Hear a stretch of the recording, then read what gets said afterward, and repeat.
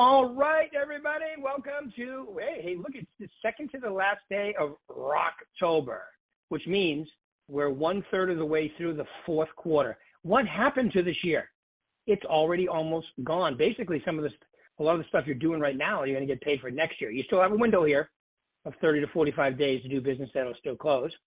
But anyway, today we are very fortunate from the lovely state of California, from our Rancho Cucamonga office, we have Laura Chavez. Laura, hit *6 on your phone and it'll unmute you. I know you haven't had coffee yet, but *6 will unmute you and then we'll be able to hear you. Got it. Can you hear me? I sure can. Well, welcome. Awesome. How you doing this fine Monday morning? I'm doing really, really great. How about you? All right. Well, great. Thank you. Well, tell everybody a little about yourself, how long you've been doing this, and all that good stuff, please. Okay, so let me tell you about me. So I know, where do I begin, right? So I am, first and foremost, I'm married, and I have 4 beautiful children. I have 3 girls and a son. I have 32, 19, 16, and my son is 11. I was born and raised in the LA area. I have lived in Rancho for 18 years, and I absolutely love it. And I remember when I was a kid, I had this friend of my mom's that she was a realtor. And I was a kid. I don't even think I was a teenager. And she was a realtor, and I remember her later in the years saying this, that, Laura would make a great realtor. And, of course, I was a kid. I didn't know, realtor, what is that, whatever. So as the years went by, growing up, doing life, never, ever thought about it. But I was interested in the medical field. So I was a medical assistant for about 22 years. I went to college to be an RN, but I didn't complete it. Life happens. And I was blessed with an amazing job. So, working nights and late hours was kind of scary at that time when you're young. But I've always enjoyed helping and caring for people and working with doctors. And that's just what I did. And, but, having the kids, my oldest was already in college, so I had the 3 littles at home, and it was a lot of work commuting with them and schools and all that. So I decided to stay home and become a stay-at-home mommy. And before that, though, I had already purchased my real estate program. I don't know. I just was kind of interested but never really completed it because why? I had an amazing job. Who needs to do real estate, But right, once I exactly. stayed home, and then, I would study here and there, but my main focus was being a stay-at-home mommy. And, oh, my gosh, that has been, the hardest job of my life, being a full-time stay-at-home mom. So once my youngest, my son Diego, started school, then I had more time. All the kids were in school now, so what am I going to do with my time, right? Who wants to keep cleaning all day long? So I opened up my books and I said, all right, that's it. Let's do this. So I did, and I studied. I took my license, passed the state test, and I passed the first time. I wasn't confident. I didn't think I had passed it. I didn't even open my results until late that evening because I told them, don't tell me, just put it in an envelope. I'll open it with my family. I was so sad. I just thought I had failed it, but no. I did pass. So that was amazing. And then, I was like, oh, wait, I actually have a real estate license? My mom's friend was right when I was a kid. Oh my God, right? Really? But it's been 5 years now. Yes, it's been 5 years. I got my license May of 2018, and I started with a neighbor friend of mine. I would just sit with her on open houses and just watch her. I would just be her companion. And, of course, I would learn from her here and there. And I had my first deal with her but it was as a team, of course. But it was good. It was challenging, but it was good. But I wanted to learn more, and I didn't want to take away from her time for her business, and I decided to part ways, and then I joined Berkshire Hathaway in Rancho in August of 2018. It was amazing. Right away, I met so many amazing, successful agents from our office. Everybody was so welcoming, encouraging, so helpful. Brock always has been so encouraging and still is, and very helpful as well. Yeah, he's awesome. So what I started doing is I started taking training classes, anything that was available in the office, anything in our association. I would take lots of notes. I would attend everything that I could possible just to learn, and just submerge myself in real estate. I attended your realistic success classes also, and of course your coaching. I'm not sure when I started coaching with you, but I started coaching. I know it was shortly after. You've been in. I think you've been in my coaching at least 3, if not 4 years now. Yeah, I think it was shortly after I started there. Maybe 2019, but So even if things were repetitive, I would still take it. I would redo the class and just listen to real estate podcasts and YouTube and anything that had to do with real estate. It helped me to be involved daily with real estate talk, and that's what I did. And then I remember, like, when you started in my coaching, one of the things was, like at open houses, the first thing you and I focused on was you just getting more names from people coming, like making them sign in so you have somebody to follow up on, because you did a lot of open houses. You just weren't getting great results from it. And as soon as you started doing that, all of a sudden your open houses became more. And then, so I got to hand you, Laura, you've done a lot of stuff that I think initially made you uncomfortable, but now you're proactive and you're getting results because you became committed and got a little outside your comfort zone, right?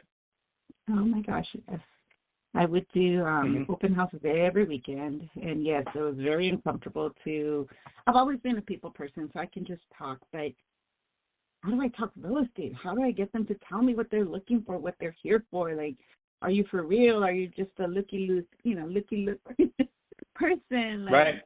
How do I do that? So, yes, with time, I learned to just be myself and talk to them, and kind of get to know them in those quick 5 minutes that you have, and then just to see my personality and try to click with me, and that would work. I would ask them about them and their kids if they had kids, and oh my gosh, I would like memorize everything and then write my notes down of what they told me, and what did the kid do, so I can refer back in my memory to who it was. Did the kid play with the light switch? Did the kid try to do this?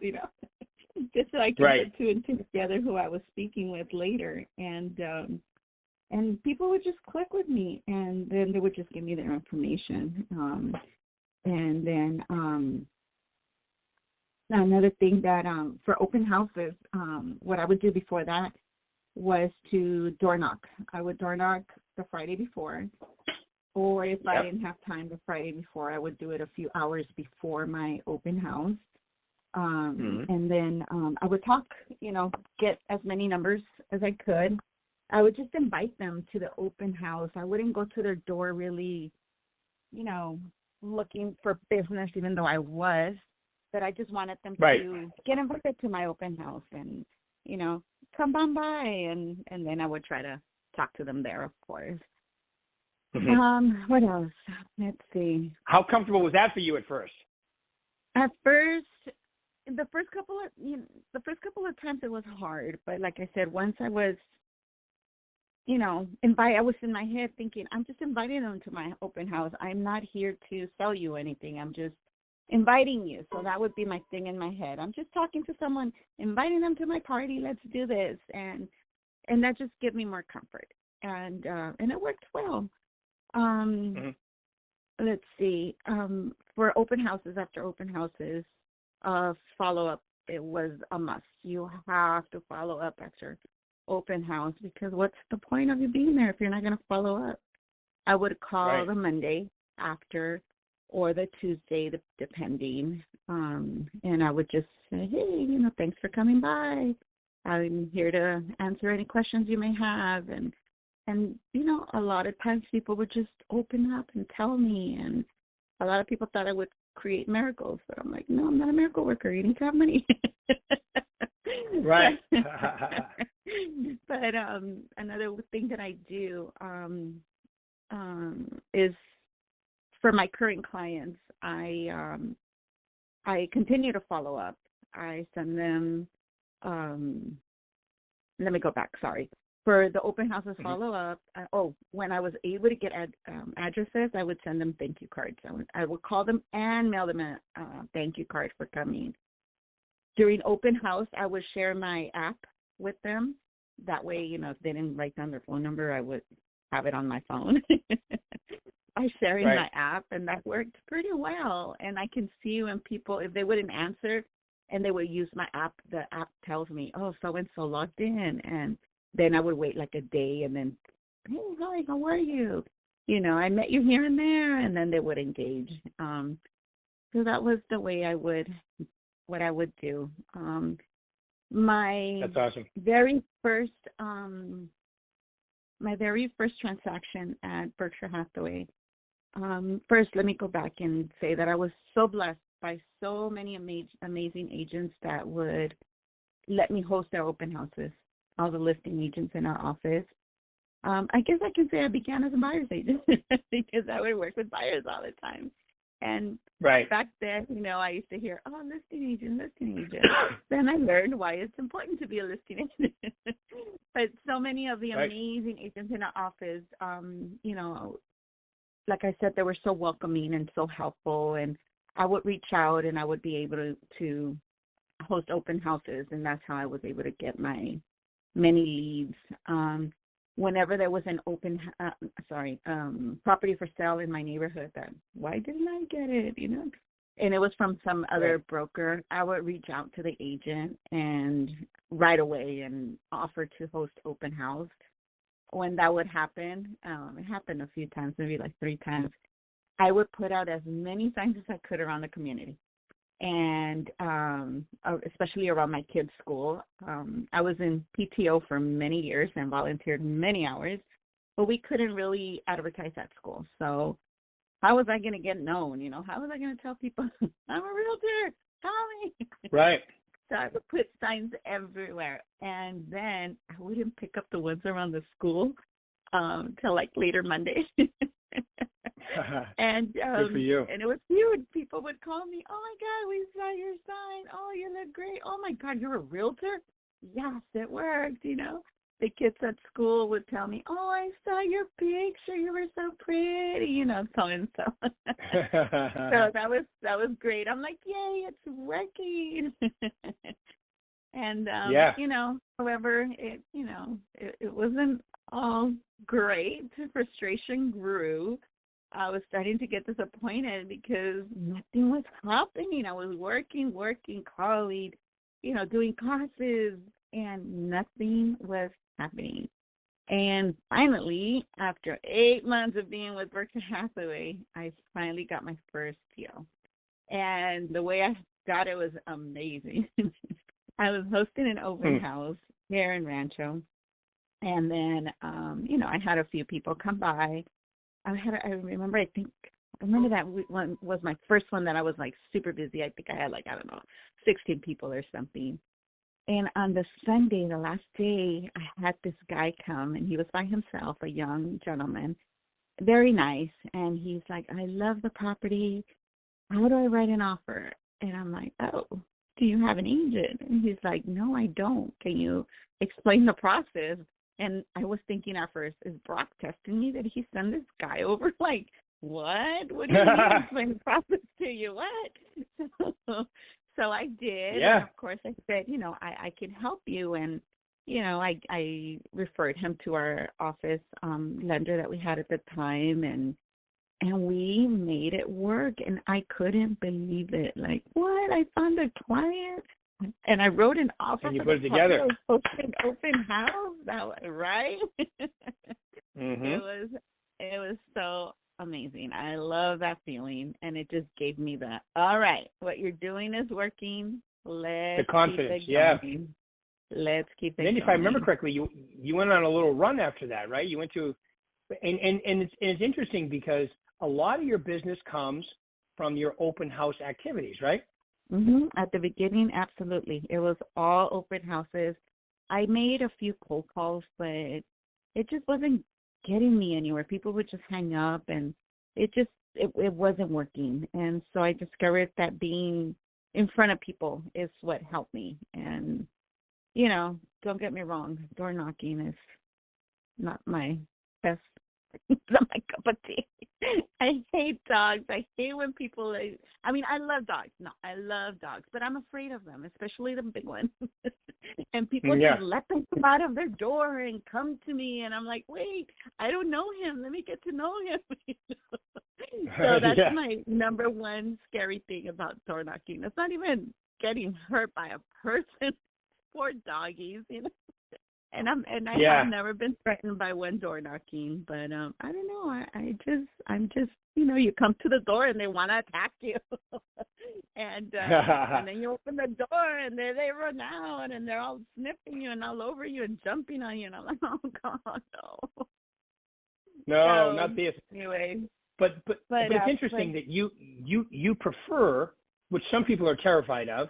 And you prefer going out there and actually knocking on the doors to making phone calls. Yes, I really do. And especially before open houses, because I have a reason to go to their door. So that's really the only time I do door knocking, before open houses. I don't do it on a regular basis because, people don't just around your open houses. What about once you sell the place? Do you go out and tell the neighbors, hey, I sold this house and here's the... I send postcards. Is what I do. Oh, you do? Okay. I have not done the door knock after. But, what I did worked. My first 3 years, it was mostly open houses. That's how I got my leads. The first year, I did 11 transactions. Nice. So the second year, 2020, so that was 2019, 2020, I also did 11. 2021 was a weird year. 22 was weird. I slowed down, though. I saw that I wasn't doing what I was doing before, all the open houses and calling and following up. And even with the numbers that I already had, I wasn't following up. And my numbers showed it. I went down to 7 transactions, which, what happened here? What am I doing wrong? And I just kind of lost it for a bit. And this year I've been back on it, and I've been strict and following up and doing everything, and I got 7. Amazing how it clicks back in, right?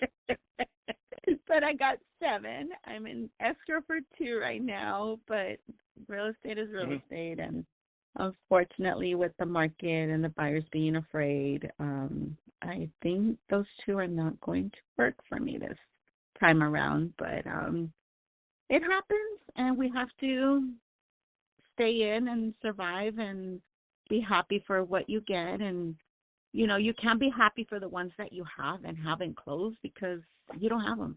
Just because you have the transaction doesn't mean anything at all.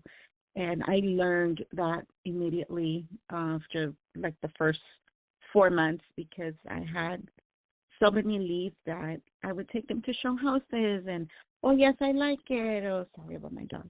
And then they wouldn't call me back. And it was so disappointing. Like, gosh, these people are such liars. They're using me. And, but I just stuck by it. And I'm doing it now. And it was amazing. It was amazing having all those transactions. And now when people call me and so-and-so referred me, and I'm like, oh, my God, I love it. So the past 2 years have been solely referrals, and it's great. I love it. I absolutely love what I do. I've been through ups and downs in the market, and Yeah. we just have to stick to it, and just keep trying. That's all we can do. People need houses. People need to move, and we just need to stick on there and in the face. Absolutely, and it's the perfect segue. So tell them, knowing what you know now, if I wanted to get into gear and be consistent, like you're mentioning, like you have, what are the top 3 things you would tell them to focus on? The 3 things I would tell people to focus on is absolutely work open houses, get in front of people, follow up, stay consistent, and I'm going to add a 4th one there is learn. Mm-hmm. And coaching with you absolutely helped me a lot. Just kept me motivated. Oh, thank you. And hearing that people are making work and making transactions, and just keep going. That's all we can do. That's right. Keep going and be consistent. Like, you had 2 good years. It took you 8 months. Then, your second year in the business, you had 11 transactions, then 11 and with your average sale price, that's good income. And then we go, okay, well, it's working. And sometimes we, get a little complacent, lay back on our, what we've done before. And then boom, then the train shows up and you got to get back into gear. But everybody goes through that. So now you understand you just got to be consistent, and you don't even have to be like militantly consistent, just relatively consistent, meaning talk to people, know what your numbers are, stay diligent, get out there and knock around your open houses, keep it simple, okay? And then once you develop that repeat and referral like you're describing, it gets even better, doesn't it? Absolutely. It really does. And cool. When you get, those clients, like when I was doing the door knocking before open house, and that's how I got my first listing, and he wanted to buy. So I sold his property and I helped him buy. And I'm like, oh my God, this stuff really does work. So yeah, it really does, doesn't it? Keep it going. Mm-hmm. It does. Yes. It's definitely a people business, and you have to be focused on the fact that communication is one of the number one reasons why they're going. You have to communicate. They want to hear, they want to know, they have questions, they're nervous, right? And your job is to make it as, I don't want to say unemotional, but it doesn't have to be as crazy as a lot of people think it is. And it's really up to you to keep them calm and to make them go from A to Z and make it to the transaction. Yes, absolutely. And I've been told that a lot from my clients, like, you made it so easy, you made it so stress-free. And, in the background, no, it's not. It is not, but I'm glad I portrayed that to my client, because that's the goal. It's going to be easy. I'm going to hold your hand, and I have done that, and people appreciate it. And yep, you just have to, whatever stress comes up, you have to keep it to yourself, and don't show it to your clients, because they don't want to know that. They want to know that they're going to get their home and be happy, and that you did an amazing job. You have to be the calming, logical, not emotional person in the transaction, so it keeps them, because, let's face it, I mean, you've worked with some agents. You've been in the business for 5 years now. You've seen some agents that are easy to work with, that understand that, and then you see some that just blow deals because of their lack of experience or really taking the client, putting the client in first position, right? Kind of crazy to think about it. Oh, yes, absolutely. Because I know you've had a couple good stories recently, too. Oh, my gosh. Let's not even keep that in record. Right. No, we'll let that one go. That one go. All right, cool. Well, any final words you want to leave these lovely people, Laura? Just stay with it. Stay consistent. Like I said before, don't get discouraged. Keep it going. There's so many homes out there and so many people that need us, that just keep it going. They will find you. Be genuine, be truthful, and be loyal. And things will just come into place slowly but surely. And then it's like once it starts, like, it just keeps coming and coming and coming. And it's like, oh my God, yay. And don't get me wrong, there are times where it doesn't, but you just have to stick with it, and it'll happen. Yeah. And I love it. I love it. I love what I do. Well, we love having you here too. You're an awesome inspiration. I love your social media with your family and your 4 kids too, so keep that coming. All right, that's good stuff. And remember, always keep everybody informed as to where you are, what you're doing. And I know it really, I mean, it sometimes it bothers me a little bit too, but it's really, if you get into the fun part of it, it really becomes fun. It's like a journal at the same time. And people love to see what you're doing. They use you because they like you, trust you, feel comfortable with you, feel like they know you, right? And social media is the one good thing to help us do that. Yeah, so with social media, I don't do anything fancy yet.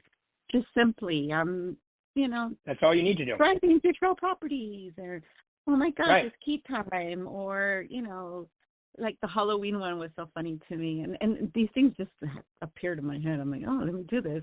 I was going to go door knocking after I gave keys, and it was scary. So many scary Halloween decorations, and I don't like the scary stuff. So I was like, oh my God, I recorded, please save me. I don't want to door knock. Send me referrals. Halloween is scary. I think that's the whole idea, though. Yeah, help your girl. Send her referrals. Don't let her go through this. Little things like this that, make people smile or laugh, or maybe it's cringe.